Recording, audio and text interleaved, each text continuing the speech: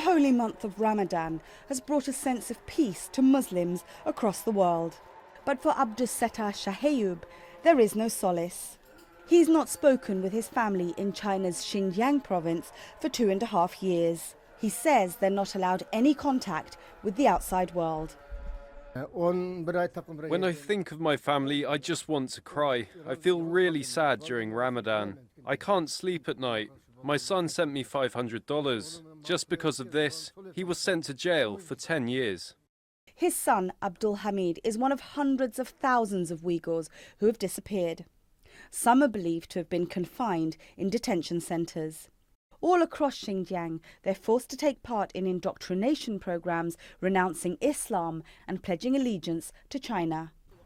Hamid Göktürk runs an online Uyghur newspaper.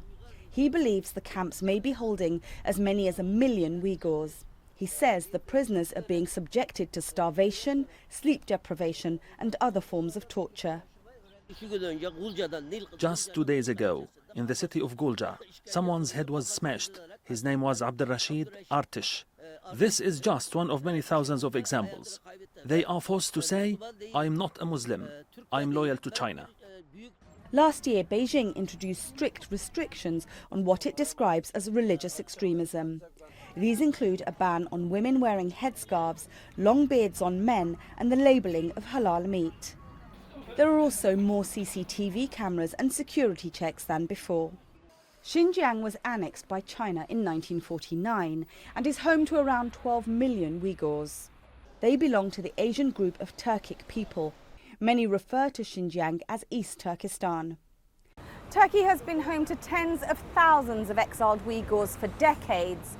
Many still have family in Xinjiang province who they say are under constant state surveillance. That's why most of them were too afraid to speak to us. China says many Uyghurs are linked to separatist movements and global terrorism, and says more than 1,000 Uyghurs have joined Daesh in recent years.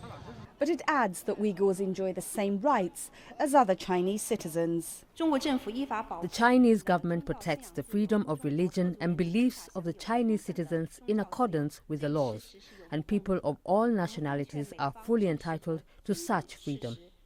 Abdus-Settar says his son was never involved in any militant activity. He fears that if China's restrictive policies continue, he may never find out what happened to him.